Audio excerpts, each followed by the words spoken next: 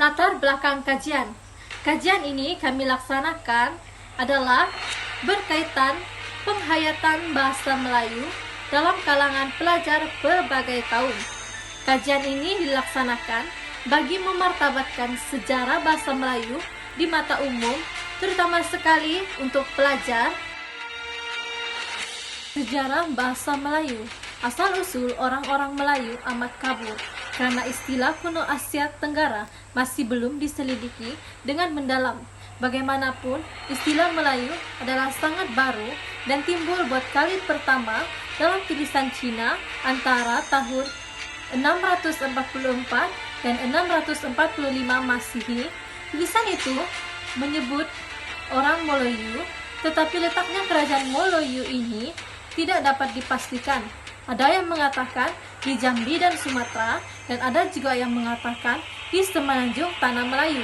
Bukti konkret yang pertama tentang bentuk dan sifat bahasa Melayu hanya terdapat sejak tahun 680. Pengembangan bahasa Melayu, di mana kedatangan agama Hindu, Islam, dan penjajah Eropa ke Asia Tenggara telah menyebabkan perbezaan yang ketara berlaku antara bahasa Melayu kuno, bahasa Melayu klasik, dan bahasa Melayu modern. Ini menyebabkan penutur bahasa Melayu modern tidak mungkin dapat memahami bahasa Melayu dari zaman-zaman sebelumnya. Bagi zaman bahasa Melayu kuno, bahasa Melayu kuno berkembang antara abad ke-7 hingga abad ke-13, yaitu zaman peralihan antara Hindu-Islam. Ciri-ciri bagi bahasa Melayu kuno ialah yang pertama sistem tulisan, yang mana bahasa Melayu kuno merupakan pengaruh bahasa Sanskrit. Ianya menggunakan tulisan Palaba, yaitu tulisan India Selatan Purba, yang digunakan untuk penyebaran agama Hindu. Selain itu, bahasa Melayu kuno mempunyai tulisan Kawi yang berasal daripada bahasa Sanskrit, yang bermaksud penyahir. Dan tulisan Nagiri berasal dari India Utara. Contohnya, tulisan pada batu bersurat ganda suli. Ciri-ciri yang kedua, kosakata. Bahasa Melayu kuno menggunakan fonem W pada beberapa perkataan yang sekarang menggunakan fonem B. Contohnya, bulan kepada bulan. Ciri yang ketiga, bahan bukti, yang mana bahasa Melayu kuno terdapat beberapa bekas tulisan yang dijumpai di kaki-kaki gunung berdekatan Bangor dan di daerah Tanjung Priuk berdekatan Jakarta sejak tahun 450 Masehi, yaitu batu bersurat Kedukan Bukit Palembang dan batu bersurat Talangtuo Barat Palembang.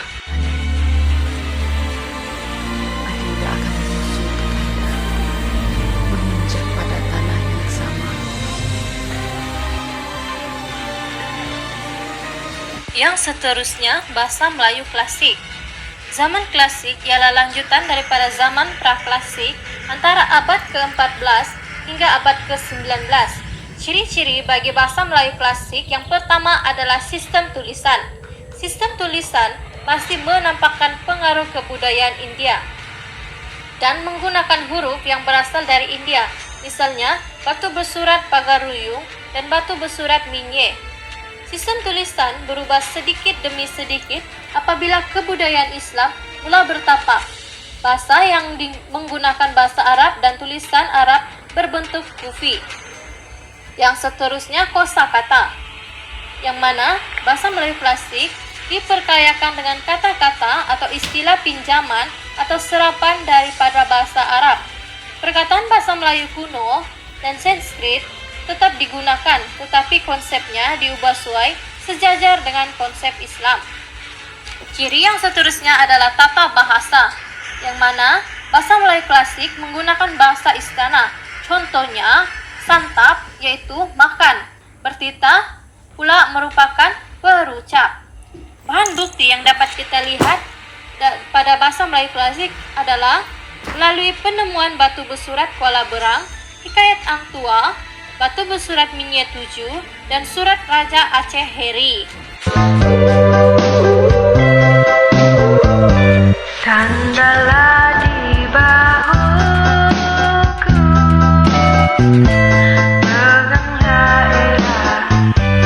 Terakhir, bahasa Melayu modern.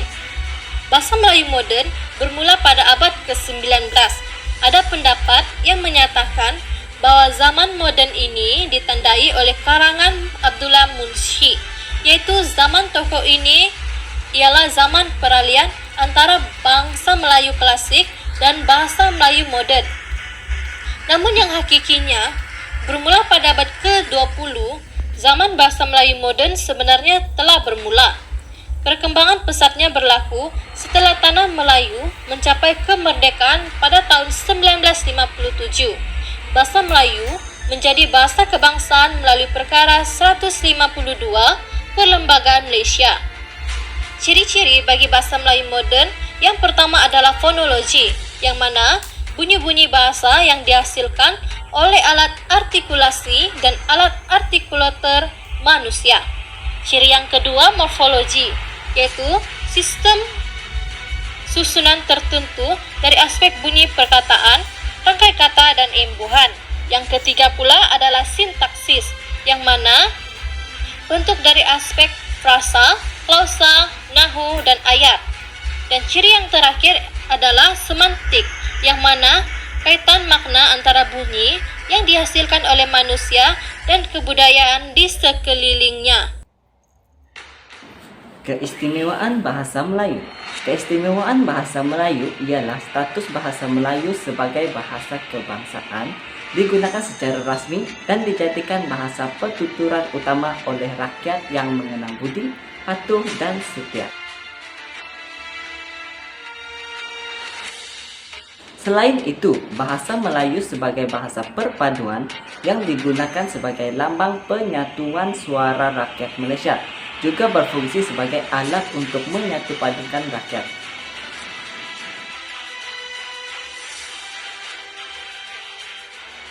Di samping itu, keindahan bahasa Melayu dapat dibuktikan dengan keberhasilan menarik minat pelancong asing untuk datang ke negara kita. Hal ini karena terdapat fakulti bahasa Malaysia di luar negara dan mereka yang belajar di fakulti ini dapat mempelajari tentang keistimewaan bahasa Melayu serta budaya Malaysia.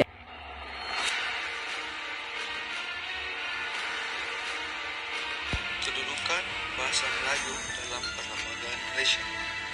Kedudukan bahasa Melayu sebagai bahasa kebangsaan perlu dikira dan berperanan dalam bentuk perpaduan kaum dalam kalangan masyarakat Malaysia. Yang kedua, ianya menjadi bahasa pertuturan umum dan bahasa rasmi negara bagi menyatupadukan rakyat yang terdiri dari berbagai kaum. Melayu itu adalah aspek penting dalam perlembagaan. Kepentingan sejarah bahasa Melayu kepada umum dan kenapa perlu perhatian. Pada tahun 1951, menurut laporan jawatan kuasa Bernes, mengakui pentingnya bahasa Melayu dalam pembinaan sistem pendidikan yang bersifat kebangsaan sebagai alat mencapai perpaduan.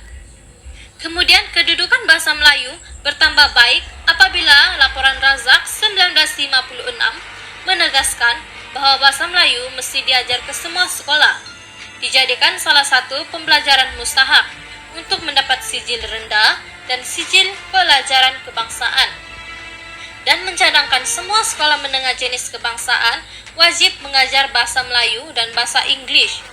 Laporan Razak 1956 disusuli oleh laporan Rahman Talib yang dijadikan Akta Pendidikan 1961 apabila dua tindakan yang menyuburkan perkembangan bahasa Melayu, yaitu yang pertama, menukar bahasa penghantar English kepada peringkat sekolah rendah dengan bahasa Melayu, dan kedua, peperiksaan umum peringkat sekolah menengah dijalankan dalam bahasa rasmi negara sahaja, yaitu bahasa Melayu.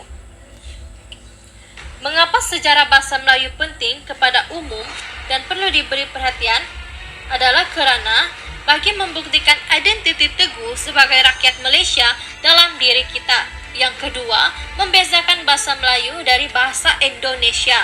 Yang ketiga, mewujudkan rasa bangga dan minat para pelajar dari etnik-etnik lain untuk bertutur dan berkomunikasi dalam bahasa Melayu. Peranan guru dalam memertabatkan bahasa Melayu. memupuk kesedaran dan minat murid terhadap subjek bahasa Melayu melalui kaedah, strategi dan teknik pembelajaran dan pengajaran, menarik dan menyeronokkan.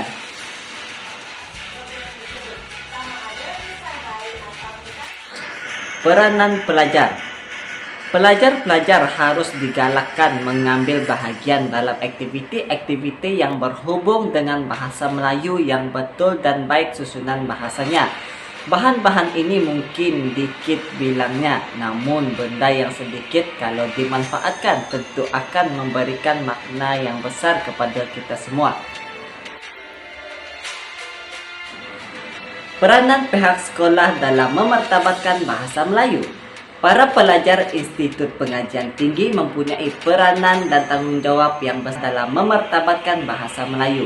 Antara peranan pelajar Institut Pengajian Tinggi dalam usaha untuk memartabatkan bahasa Melayu ialah menganjurkan pelbagai aktiviti yang berkaitan dengan penggunaan bahasa Melayu.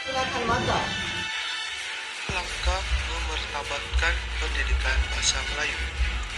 Yang pertama, pengajaran dan pembelajaran sains matematik dalam bahasa Inggris dilupuskan, yang mana Kementerian Pendidikan harus mengubah pengajaran dan pembelajaran sains dan matematik kepada bahasa Melayu, dan juga Sijil Pelajaran Malaysia atau SPM harus menggunakan bahasa Melayu. Yang kedua, penggunaan bahasa Melayu dalam majlis rasmi diterapkan selalu. Yang ketiga, penyiaran media massa harus menerapkan bahasa Melayu rasmi. Sebagai contoh, penyiaran radio, surat kabar, dan televisyen.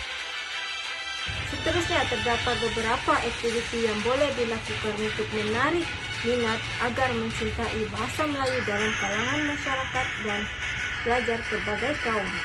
Pertama adalah melalui pertandingan. Melalui pertandingan, ianya dapat memberikan satu aura keinginan untuk mencuba dalam diri masyarakat dan para pelajar berbagai kaum. Contohnya adalah melalui pidato, syarahan, sajak, dan berpantun. Aktiviti yang kedua adalah kempen membaca. Kempen membaca ia akan membantu masyarakat dan pelajar berbagai kaum untuk menambah pengetahuan mereka.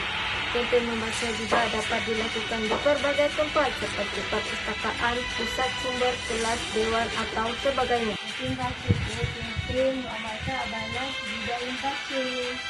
Aktiviti yang ketiga adalah pameran sastra. Melalui pameran sastra akan menarik minat masyarakat dan pelajar berbagai kaum untuk lebih mengenali tokoh-tokoh yang terkenal dan termasyhur dalam bidang pendidikan. Rumusin ni sebagai seorang anak muda, dia berfikir Namun, terdapat beberapa cabaran dalam memartabatkan pendidikan bahasa Melayu dalam kalangan pelajar berbagai kaum. Pertama adalah kekurangan guru. Terdapat beberapa sekolah yang mengalami kekurangan guru dalam bidang pendidikan bahasa Melayu. Contoh sekolah jenis kebangsaan Cina Yu Ying Semabuk. Cabaran yang kedua dalam memartabatkan pendidikan bahasa Melayu dalam kalangan pelajar berbagai kaum adalah mementingkan penggunaan bahasa Inggeris. Kita sedang maklum penggunaan bahasa Melayu adalah dianggap sebagai bahasa rasmi dan bahasa negara. Namun penggunaan bahasa Inggeris juga tidak kurang hebatnya dalam penggunaan kalangan masyarakat dan pelajar berbagai kaum. Bahasa Inggeris akan digunakan semula sebagai medium pengajaran. Cabaran yang ketiga adalah sekolah luar bandar. Sekolah luar bandar adalah sekolah yang sukar untuk mendapatkan pelbagai sumber maklumat akibat daripada kekurangan kemudahan seperti internet, komputer, pusat sumber dan sebagainya. Oleh itu, terdapat beberapa cabaran dan masa depan bahasa Melayu. Pertama adalah perancangan bahasa Melayu. Perancangan bahasa Melayu adalah satu proses menyatupadukan sistem negara dalam semua bidang seperti pendidikan, pentadbiran, dan ekonomi. Cabaran dan masa depan bahasa Melayu yang kedua adalah bahasa Melayu sebagai bahasa komunikasi interaktif. Bahasa Melayu turut merupakan bahasa yang terpenting dalam komunikasi dalam menyampaikan maklumat terutama bidang sains dan teknologi. Cabaran dan masa depan bahasa Melayu yang ketiga adalah mengantarabangsakan bahasa Melayu.